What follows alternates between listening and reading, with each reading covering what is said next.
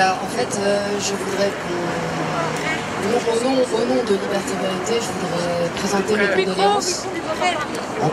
On m'entend pas? C'est bon là? C'est bon. Ah, oui, d'accord, ok, c'est bon ça.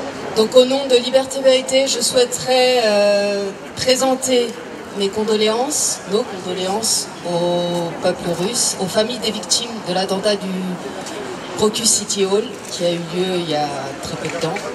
Et ça résonne tout particulièrement chez nous parce que bon, bah, nous les Français on est passés par là, je le sais.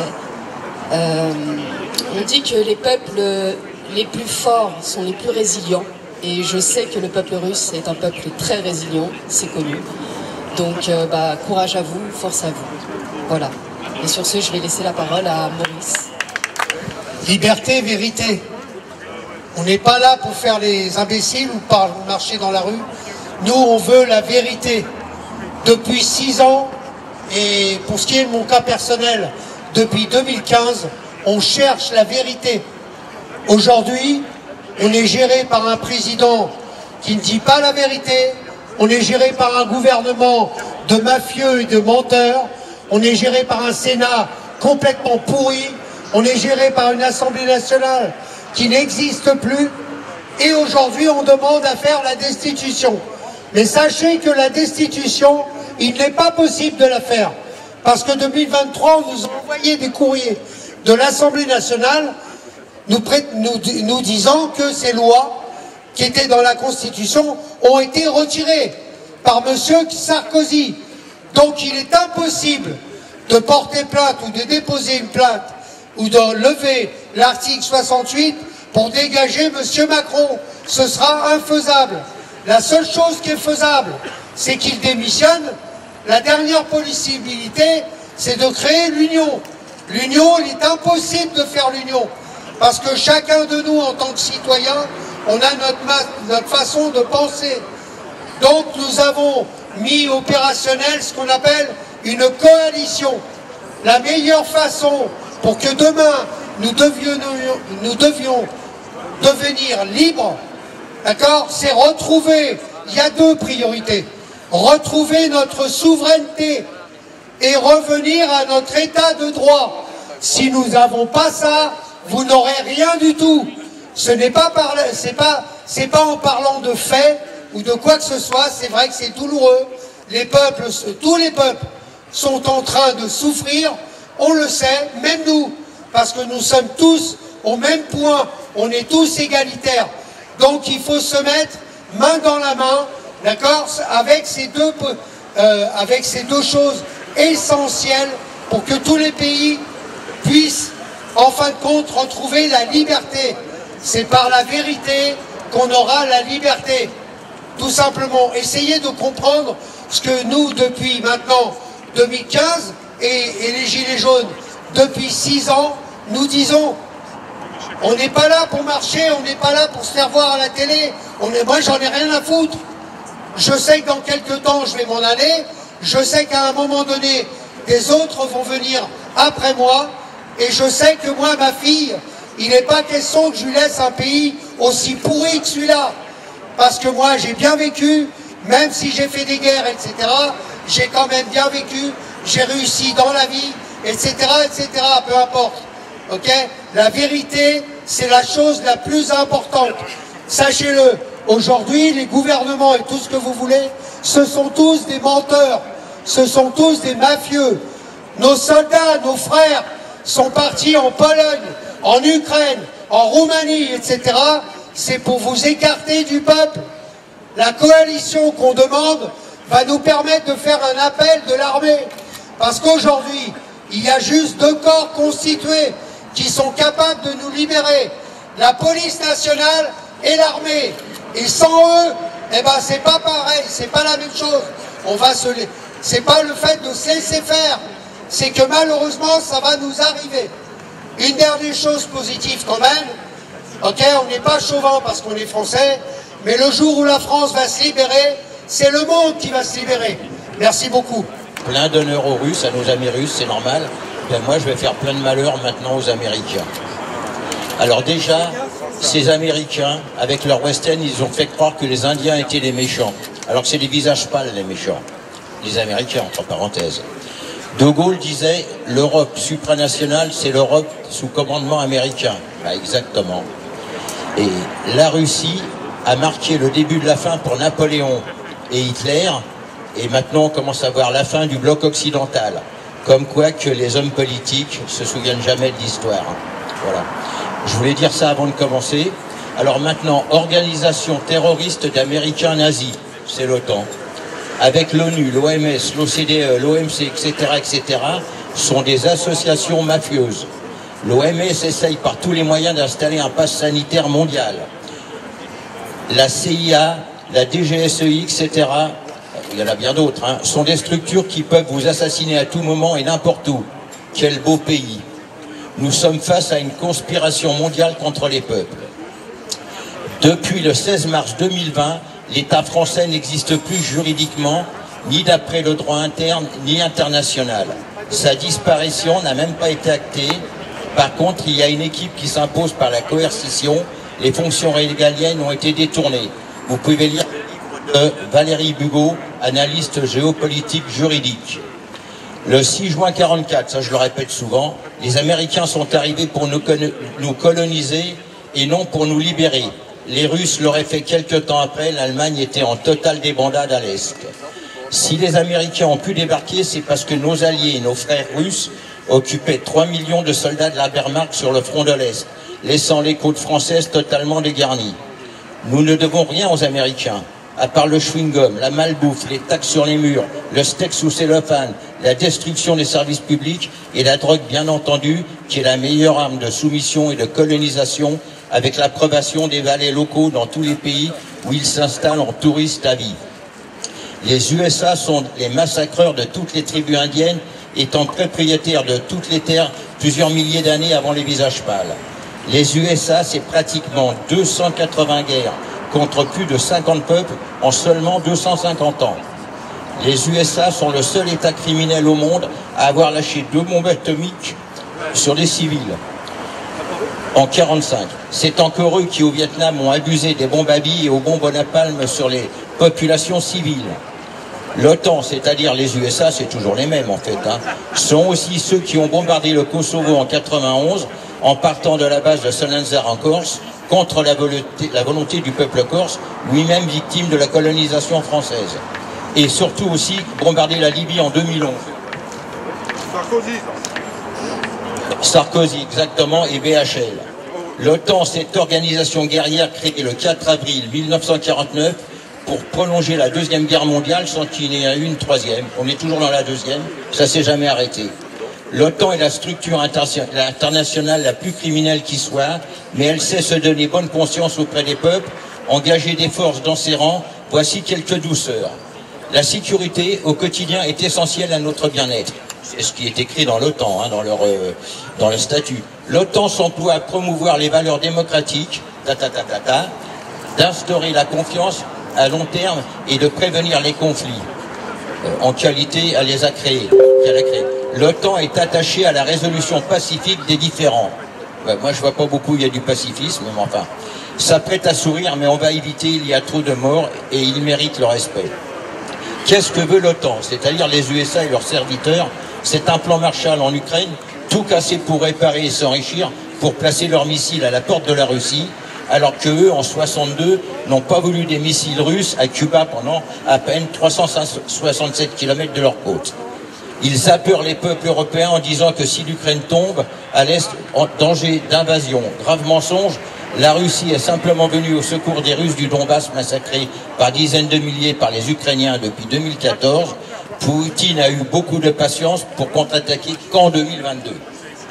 Arrêtons d'aider l'Ukraine militairement, économiquement et politiquement. La guerre s'arrêtera aussitôt. Poutine n'a pas de visée expansionniste, il est nationaliste, il aime son peuple et se bat contre le mondialisme qui est la nouvelle peste noire depuis le Moyen-Âge. Et que le gouvernement français officieux, donc illégal, arrête de fournir des armes à tous les autres pays en guerre. Merci.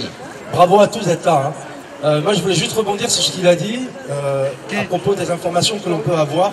Il y a un réalisateur qui s'appelle Paul Moreira, qui a assisté et qui a fait un documentaire qui s'appelait Les ailes de la révolution. Et lorsqu'il est rentré, après, il est tourné en 2015. Donc ça a été tourné en 2015. Et lorsqu'il est rentré chez lui, il a regardé ses rushs, il n'était pas à l'aise. Il s'est dit, je sais pas, mais j'ai assisté à quelque chose de pas normal. Donc il a re-regardé tous ses rushs pendant un moment, et il a sorti un nouveau documentaire qui a été primé, qui s'appelle « Les masques de la Révolution ». Et il est allé en fait interviewer les deux camps. Et là on découvre en fait, comme les appelle Vincent, les nervis, et il a reconstitué aussi le fameux massacre d'Odessa. Donc je vous conseille d'aller le chercher, c'est étonnant, il est encore sur YouTube, ça s'appelle « Les masques de la Révolution ». Et je vais vous lire un truc très important, si quelqu'un peut me tenir le micro, parce qu'il faut rappeler, je rappelle l'historique, c'est quand même important. Vous allez voir les noms des personnes qui se sont exprimées, ça laisse songeur. Donc la contribution soviétique à la victoire de 1945. Pendant près de 4 ans, du 22 juin 1941 au 9 mai 1945, le front germano-soviétique fut le principal de la Seconde Guerre mondiale. Il s'étendait sur 6200 km. Sur ce front immense, l'Union soviétique, dirigée par le Parti communiste, effectivement, de Joseph Staline, y affronta seule l'Allemagne hitlérienne, résista au coup des hordes fascistes, stoppa leur avance et les refoula. Roosevelt, président des USA, il m'est difficile d'ignorer ce simple fait que les Russes tuent plus de soldats ennemis et détruisent plus d'armements ennemis que tous les autres 25 États des Nations Unies ensemble.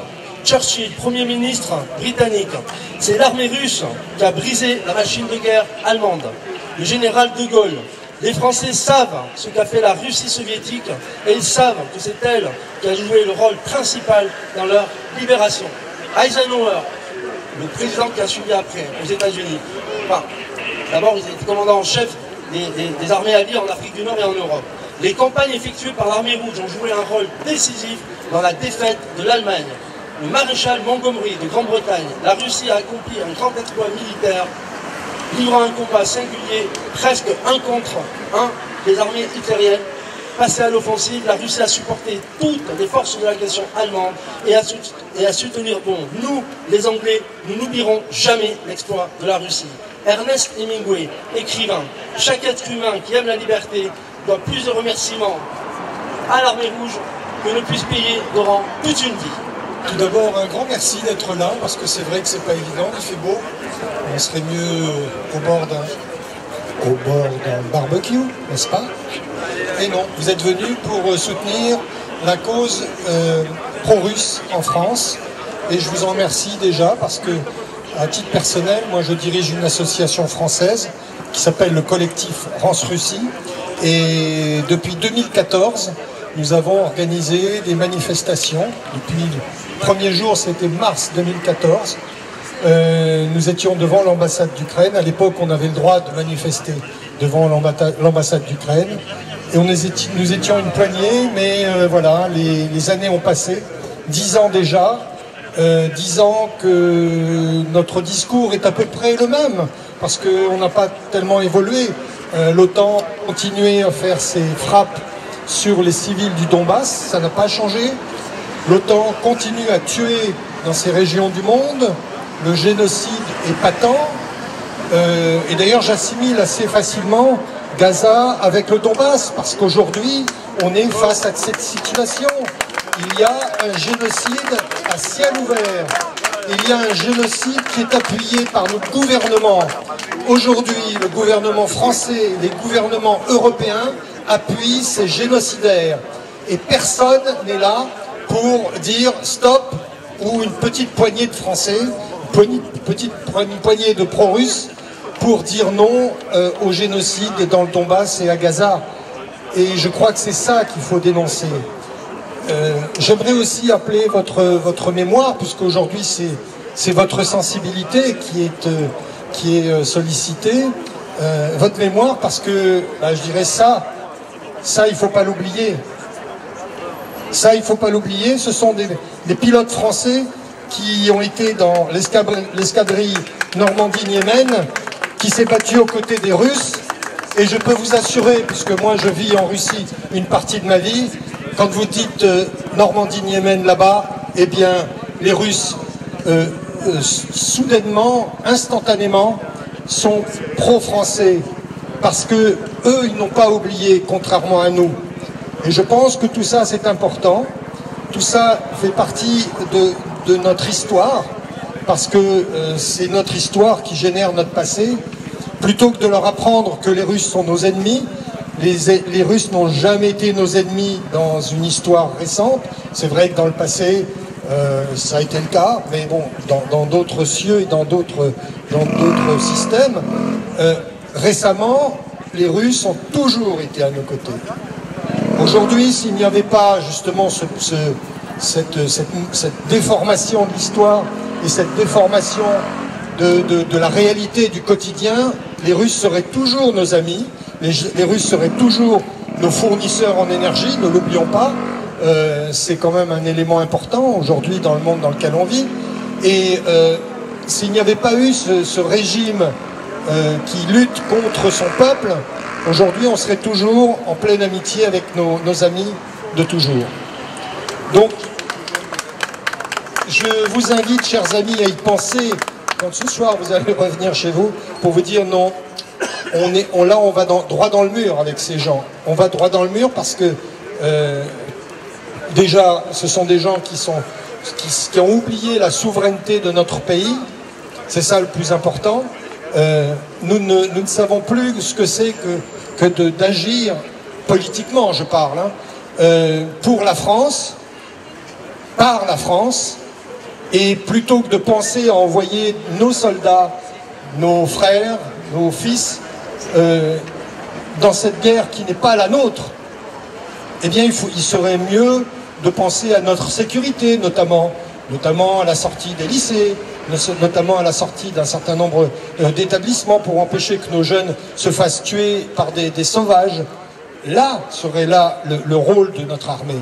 Aujourd'hui, on va l'envoyer parce qu'elle a été chassée d'Afrique d'une manière sèche. Notre armée n'est plus au Mali, donc il faut l'employer là-bas. Donc voilà, on va très certainement envoyer un certain nombre de corps en Ukraine pour tirer sur des Russes, pour tirer sur nos amis. Et je dois dire que là, mon cœur commence à balancer sérieusement. Moi qui suis un nationaliste français, un patriote français, je me dis, où est-ce que ça va pencher? Est-ce que je vais toujours pencher du côté français ou du côté russe? Ça, c'est la question. Et je pense qu'aujourd'hui, nous devons tous nous poser cette question. Si demain, des soldats français tirent sur nos amis russes, que va-t-il advenir? Que va-t-il advenir quand vous allez voir aussi des cercueils plombés revenir à Orly? Que vont penser les familles? Que vont penser tous ces gens-là? Alors que les décideurs seront toujours tranquillement à l'Élysée, au Quai d'Orsay et ailleurs, et regarderont avec un petit sourire narquois la France se déchirer. Je pense que c'est ça qui est toujours le plus important dans nos cœurs, c'est cette humanité qui les a quittés depuis longtemps, ces gens. Ces gens n'ont plus d'humanité. Souvenez-vous le soulèvement des Gilets jaunes, mes amis. Souvenez-vous comment les forces de police de ce régime abject a traité les civils de ce pays. Souvenez-vous, n'oubliez pas tout ça. Tout ça doit être gravé dans vos mémoires et gravé dans l'histoire de la France. Aujourd'hui, on en est là. Il faut que tout ça soit gravé dans nos mémoires et dans l'histoire de la France. Nous ne devons pas souscrire aux folies d'un régime cocaïnomane qui aujourd'hui veut nous entraîner dans une guerre qui n'est pas la nôtre. Voilà, chers amis. C'est une manifestation extraordinaire, évidemment. On revoit tous les visages éclairés, parmi les plus éclairés, qui se battent depuis des années pour que la France retrouve sa dignité. Et ce combat, il faut en être bien certain, nous l'avons gagné. Nous le gagnons. Nous sommes en train de le gagner. Même si nous sommes apparemment peu nombreux, mais tous ceux qui sont là ont, tous ceux qui sont présents ont une puissance de rayonnement extraordinaire. Tous ceux qui sont là réfléchissent depuis des années à la situation de la France et la situation géopolitique internationale. Ne nous trompons pas, nous sommes effectivement pleinement en guerre. Il y a une volonté des États-Unis en faillite. Rappelons-le, le vrai problème, c'est la chute du dollar qui ne vaut plus rien et qui va encore chuter encore plus loin et qui est la seule force des États-Unis. La seule force des États-Unis. Et la seule façon pour les États-Unis d'essayer de maintenir le dollar, eh bien c'est la guerre. La guerre partout. La guerre au maximum. Et selon n'importe quel prétexte. Cette guerre est une guerre financière. Elle correspond à un changement d'état du monde économique avant tout. Donc, si des Français vont se faire tuer en Ukraine, ce sera pour le pognon et uniquement pour le dollar, pour essayer de maintenir le dollar à un niveau qu'il ne mérite pas. Ça n'est que de la fausse monnaie. Tous les ans, les Américains, depuis la fin des accords de Bretton Woods, produisent de la fausse monnaie avec la planche à billets et avec des intérêts évidemment constamment croissants. Ce qui fait que la faillite est inévitable, comme avec la République de Weimar. Donc, c'est l'unique raison. Et donc, il n'y a aucun autre motif pour ce qui se passe en ce moment, pour la destruction de Nord Stream 2, pour les massacres de Gaza. Combien? Peut-être 200 personnes, 200 enfants, jeunes et plus jeunes, femmes et enfants, sont morts la nuit dernière. Et la nuit d'avant, et la nuit d'avant, pour BlackRock, pour les États-Unis, pour essayer d'aller contre la faillite américaine qui est inexorable, parce que la dette américaine, qui est de 33,5 000 milliards de dollars, va encore se prendre 5 000 milliards dans 2 mois, à l'occasion du 1er juin, comme tous les ans de façon exponentielle. Donc, vous devez, et je m'adresse aux généraux, vous avez refusé de bombarder le Yémen il y a 2-3 mois. Vous avez pris vos initiatives, vous avez réfléchi et vous avez refusé d'appliquer ces ordres criminels qui vous ont été donnés par une petite clique d'incompétents. Macron, Colère et compagnie, tous ces bons à rien qui n'ont jamais lu un livre d'histoire de leur vie. N'oubliez pas, comme ça a été déjà dit, à Staline, pendant la guerre de 1945, les Russes ont laissé 30 millions de leurs par terre, 30 millions. Les Américains, 300 000. Ça fait combien la différence? 30 millions, 300 000. Ah, 300 000, ça fait 100 fois moins. Non, c'est... Voilà. Donc, attendez, excusez-moi. Ah, je prends la parole, après je vous la laisse. C'est le... Oui. Et alors, on est en train de parler des massacres à venir vers lesquels on veut nous emmener. Donc, tu me laisses pas. Tu me laisses parler. Ils doivent parler là. Mais purée, mais c'est pas possible. Tu viens pas d'entrer ma vie, fous ta merde. Bon, allez, fous-moi la paix. Donc, vous devez, et je m'adresse aussi aux forces de police, vous devez comprendre la situation, la gravité énorme, considérable. Ils veulent vraiment nous emmener en guerre, volontairement, pour que les commandes d'armement puissent se développer aux États-Unis. Ça ne sert qu'à ça. Ils ont le but des massacres de Gaza était de mettre l'Iran dans la guerre, de développer une nouvelle guerre mondiale pour de bon, en impliquant l'Iran. Ils ont bombardé le consulat en Syrie, ça ne s'est jamais fait. Donc la provocation est totale. Donc si vous ne résistez pas, vous qui êtes présents, on va droit dans le mur, on va droit dans les massacres sur toute l'Europe, des Français et de tout le monde. Donc battez-vous à fond, votre combat est juste et c'est le dernier combat qui va fonctionner.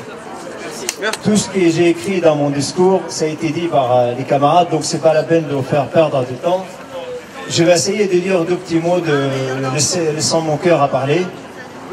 Et ben, je suis là aujourd'hui pour témoigner de mon soutien à nos amis russes, à la Russie, contre l'agression atlantiste et leurs sbires à travers le monde. Mais cette guerre contre la Russie n'a pas commencé uniquement en Ukraine.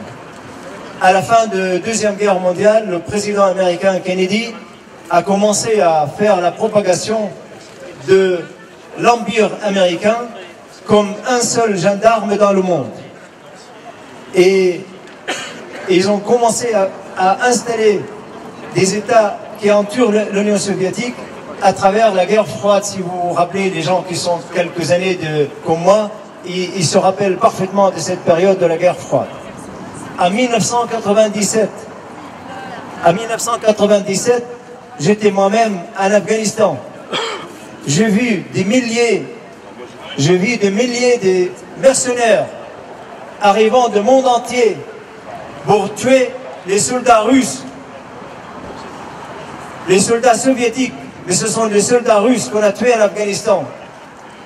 Tout ça pour affaiblir l'Union soviétique. Et tout ça, ça a accéléré le chute du mur de Berlin. Et c'est en ce moment-là, les Américains, ils ont commencé à frotter les mains. Ça y est, enfin, le rêve des États-Unis, le rêve de l'Alliance Atlantique est arrivé. Nous devenons le seul maître au monde. Et c'est pour ça qu'ils ont commencé à travailler sur l'Ukraine, parce qu'ils ont repéré l'Ukraine comme un pays le plus proche de la Russie. Et là, ils ont fait le coup d'État de 2014. Donc il ne faut pas oublier toutes ces... Vous savez, une guerre ne vient pas comme ça, un jour au lendemain. Ça a été préparé depuis 1952 avec Robert Kennedy contre Nikita Khrouchtchev, si je prononce bien le nom du président de l'Union soviétique. Et leur théorie, on va déclarer la guerre contre la Russie avec le gouvernement fantoche à l'Ukraine. Comme ça, l'économie russe, il va se fondre et le peuple russe, il va descendre dans la rue contre Poutine. Et là, on installe Navalny comme président de la Russie. Et là, l'État russe, 17 millions kilomètres carrés, on va le diviser en 50 États. Mais aujourd'hui, il vient de se rendre compte que leur rêve, il est derrière leur dos, et devant eux, il y a l'enfer. Car aujourd'hui, 2 tiers ou 3 quarts de l'humanité, c'est à côté de la Russie. 3 quarts de population mondiale que je croise à travers le monde dans mes voyages, et ils sont avec la Russie. Ça a été exactement de la même façon à Gaza avec Netanyahou. Netanyahou, il était au courant que les Palestiniens, ils vont faire un raid.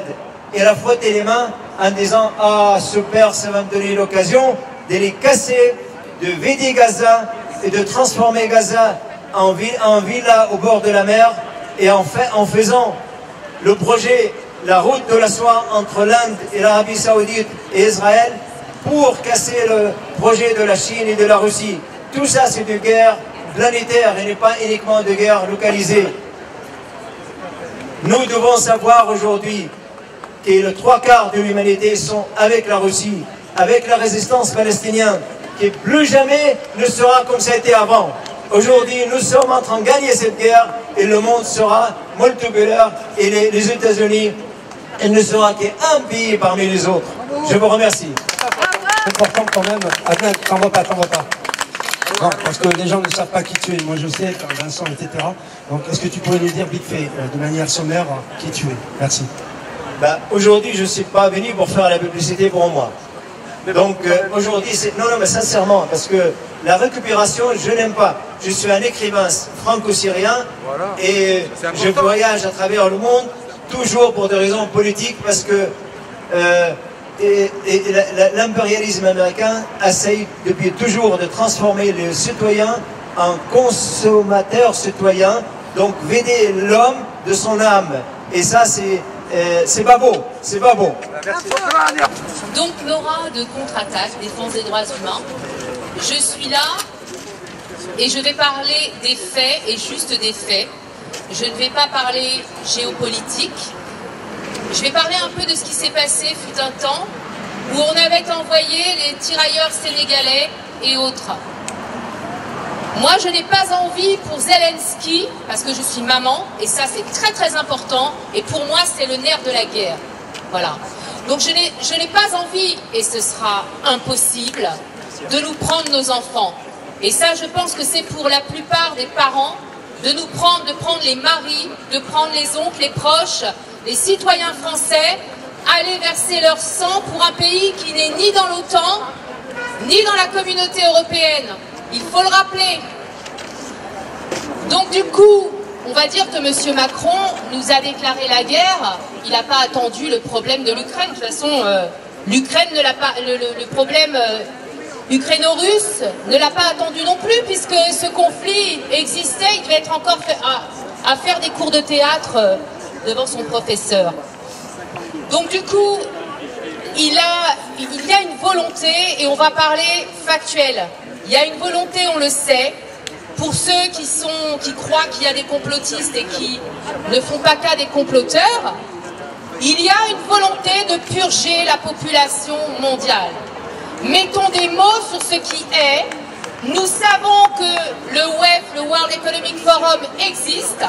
Il se réunit toutes les fins d'année à Davos, présidé par M. Klaus Schwab. Et ce personnage, qui me fait penser aux dérives sectaires, vu son accoutrement parfois, eh bien ce monsieur, avec Noah Harari ou Hariri, je ne sais plus, il ne m'intéresse pas, c'est pour ça que je ne me souviens pas de son nom, en fait, ont cette volonté-là. Alors il ne faut pas se voiler la face sur le fait qu'ils organisent par toutes leurs actions. Ça a été le cas avec les injections. Ils sont allés à tâtons, ils nous ont sorti une injection, parce que ça, il ne faut pas l'oublier, hein. Ça fait partie aussi de l'atteinte à l'humain, hein, avec tous les effets secondaires. Et ça, parce que ce qui se passe, moi je parle avec mon cœur et je parle, j'ai pas voilà, une ligne directrice, je parle comme ça me vient. En fait, ils ont sorti cette expérience-là, cette injection, comme ça, sans respecter le principe de précaution, et puis aujourd'hui on se retrouve avec un tas d'effets secondaires, des personnes décédées. Je ne vais pas refaire la liste, elle est tellement longue. Et aujourd'hui, ils se sont dit, bah tiens, bon alors ça, faudrait peut-être quand même le mettre sous le tapis, parce que quand même, ça commence à sortir au niveau international. On sort le problème de ces injections expérimentales. Tiens, mais qu'est-ce qu'on pourrait faire pour... Alors peut-être que c'est ça leur idée, hein. Qui peut nous dire ce qu'il a apporté de bon en France? Voilà, rien du tout. Donc, aucune preuve de diplomatie. Où est le ministre de la le chargé de diplomatie en France? Où est-il pour apaiser les tensions? Non, on continue à envoyer. Il m'a coupé, du coup, je parlais des vaccins, mais bon, vous savez, les vaccins. Et on continue à envoyer des armes, et on continue à envoyer des fonds à M. Zelensky pour qu'il envoie le peuple ukrainien se faire liquider. Hein, voilà, parce qu'on est aussi solidaire du peuple ukrainien. Nous sommes solidaires de tous les peuples qui se font tirer dessus, qui se font malmener, car ça reste de l'humain. Et la volonté de Klaus Schwab à Davos, c'est d'éliminer une partie de la population. N'oubliez pas une chose, ce ne sont pas des propos complotistes, mais je parle des comploteurs qui complotent contre notre humanité. Voilà, et ceux qui ne veulent pas l'entendre, bah, c'est bien dommage, parce que c'est une vérité. 500 millions, ils devraient rester sur cette planète. Alors là, on va envoyer nos gamins. On veut envoyer quoi? Les futurs Sénégalais se faire tirer dessus comme en 14-18. Eh bien, on sera toujours là dans la rue. Nous espérons en tout cas que les personnes qui aiment ce pays, car nous arrivons là dans les temps de la campagne pour les européennes, donc nous espérons que les politiques reprendront, même si on ne croit plus du tout en ces gens-là, ça faut bien qu'ils l'entendent, nous ne croyons plus aux politiques de tous bords, ni droite, ni gauche, ni extrême. C'est terminé. C'est au peuple de reprendre la parole, puisqu'il n'y a pas de référendum dans ce pays, qu'on nous retire à chaque fois notre liberté d'expression en votant des lois liberticides avec des atteintes de plus en plus à la liberté d'expression sous couvert de dérives sectaires, je pense plutôt que la vérité leur fait peur. C'est ça. Et nous serons là dans la rue puisque nous n'avons ni référendum dans ce pays, ni le droit d'expression dans les médias, de moins en moins, hein, parce que les médias ne respectent pas la charte de Munich, il faut le rappeler. Donc nous serons dans la rue pour exprimer notre ressenti.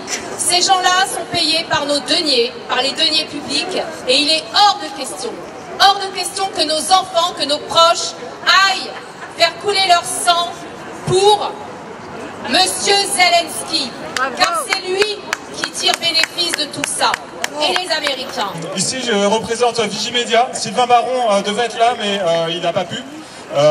Et d'ailleurs, j'en profite pour dire qu'il est censé justement faire un voyage au Donbass pour promouvoir la paix, parce qu'il avait notamment proposé un plan de paix il y a déjà un certain nombre de mois. Donc voilà, Vigimedia, qu'est-ce que c'est? C'est un collectif qui s'intéresse en fait aux médias, et notamment aux grands médias, et le fait que malheureusement, ils ne respectent ni la charte de Munich, ni la pluralité des opinions. Donc le grand public lui-même en fait est victime d'une information qui est biaisée, et évidemment en ces moments on est victime d'une propagande de guerre. Toutes les guerres se sont toujours faites par rapport à un récit, c'est-à-dire que personne n'a envie d'aller risquer sa peau, personne n'a envie de tuer l'autre. Donc la guerre c'est toujours en fait le moyen d'envoyer des gens qui ne veulent pas se battre, à trouver un moyen avec un récit.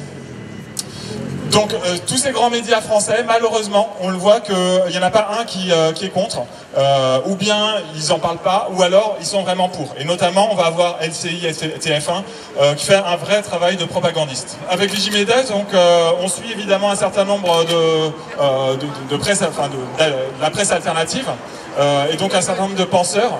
Et notamment, on a par rapport à la propagande de guerre, Michel Collomb qui fait vraiment un travail formidable. Donc même si c'est un média qui est belge, il a notamment décrit les cinq éléments en fait qu'on va toujours retrouver dans une propagande de guerre.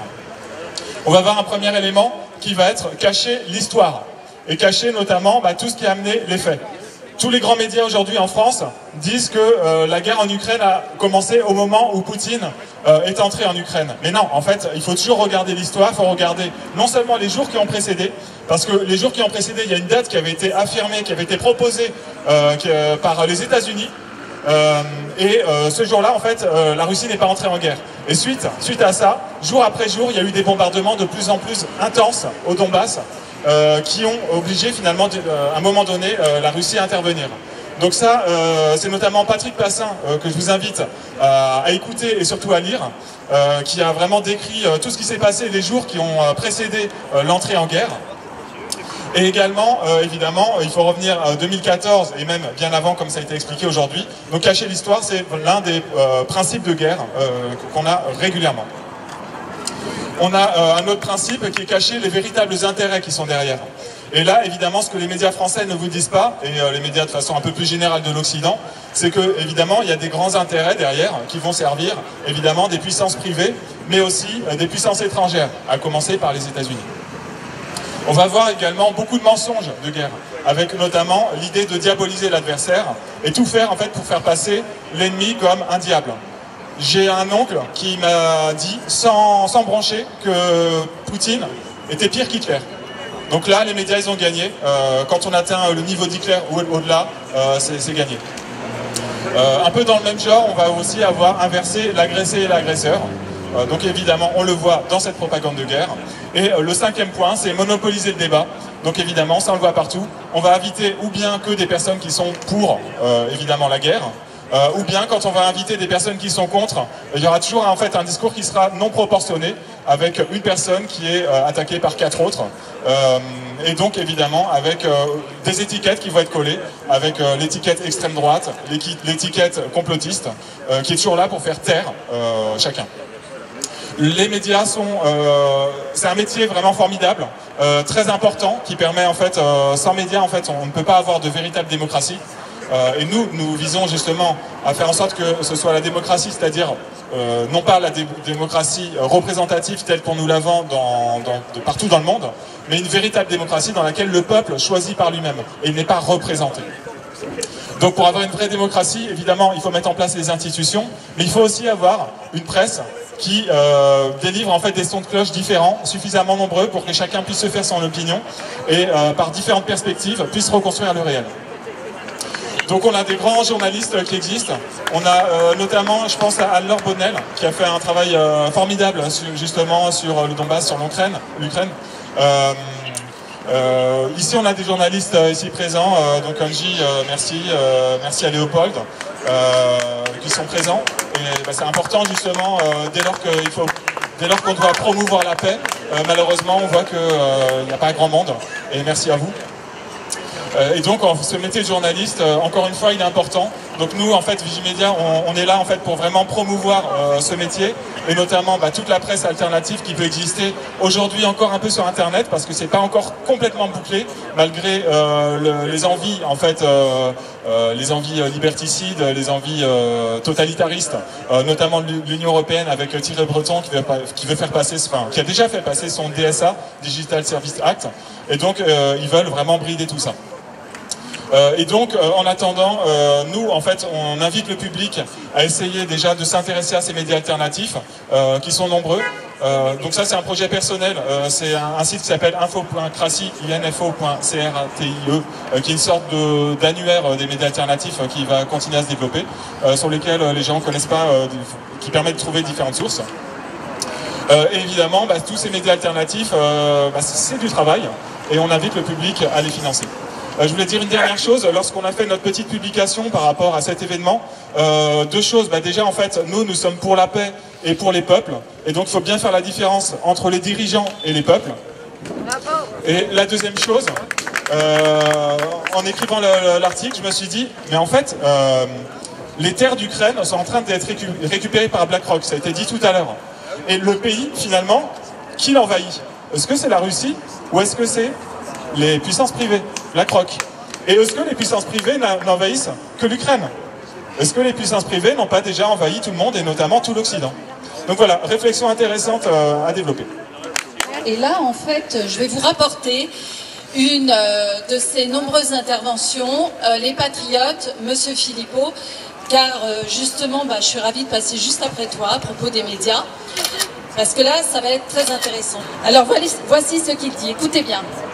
Un sondage du Cevipof ainsi que d'un institut militaire français est sorti tout récemment, qui opportunément, très diffusé par les médias mainstream, ils auraient sondé les jeunes Français, a priori les 18-25 ans, et il y aurait donc 51% qui seraient prêts à aller se battre sur le front pour l'Ukraine.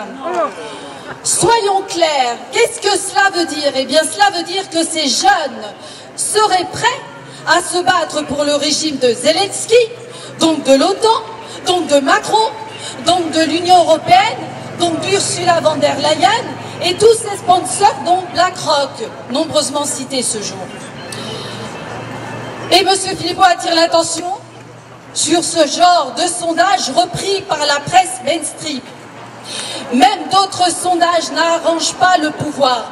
Souvenez-vous, par exemple, Génération Frexit, qui s'appelle, dorénavant reprendre le contrôle, mais bon bref, ça s'appelait Génération Frexit. Il y a 2 ans, ils ont commandé un sondage auprès de l'IFOP qui montrait en revanche que 63% des Français voulaient un référendum sur l'Union européenne.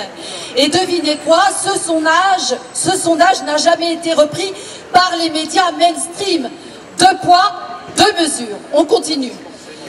Cette fois, si ce sondage est autant repris par la presse mainstream, c'est qu'il sert avant tout à conditionner l'opinion publique pour que cela paraisse naturel, logique et normal.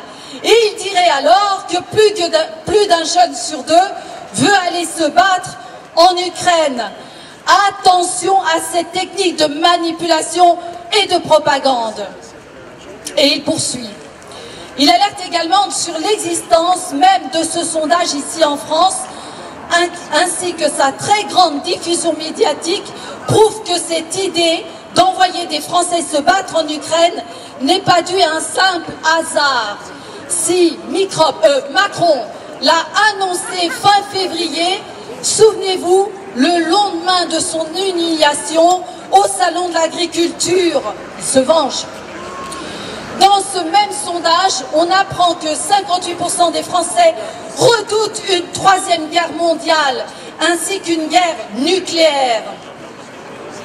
Il poursuit en disant « Nous ne sommes pas d'accord avec le général Desportes qui déclarait dans le magazine Le Point, il y a à peu près une dizaine de jours, et il disait, le général Desportes, pour montrer à Poutine que nous sommes sérieux, il faut verser le sang des fils et des filles de France en Ukraine. » Honte à lui.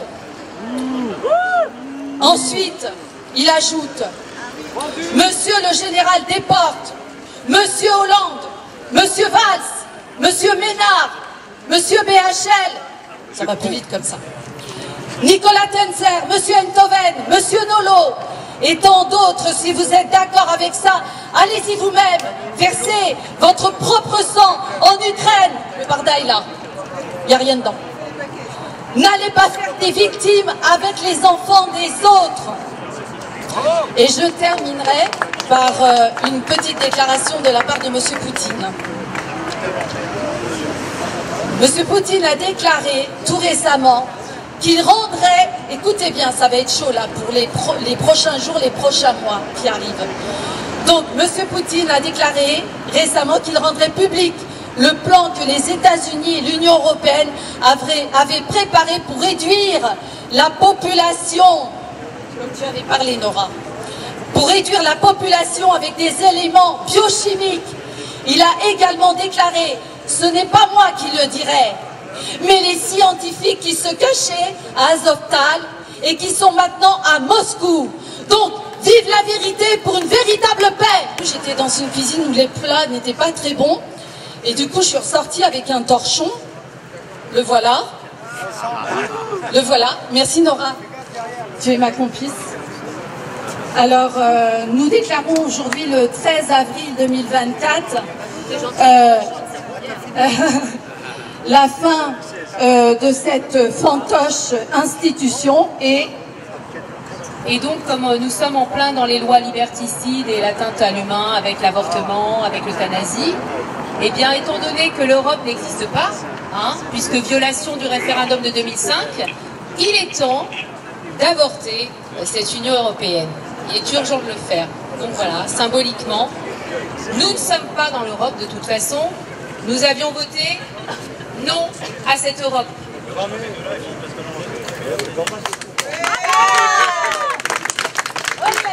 Voilà, violation du référendum de 2005. Il faudrait le remettre sur la table. Du mouvement pour la paix à l'appel des femmes bulgares qui avaient organisé il y a quelques mois la marche commémorative pour les enfants du Donbass. Sveti est reparti en Bulgarie pour organiser la résistance là-bas aussi. Je voudrais simplement qu'on ait une pensée pour elle, car c'est une excellente camarade. Chers amis, merci à tous d'avoir participé à ce rassemblement, à cette réunion. Ce n'est pas une fin en soi, ce n'est qu'un début. Je suis persuadé que nous nous reverrons bien vite. Au revoir, merci à tous.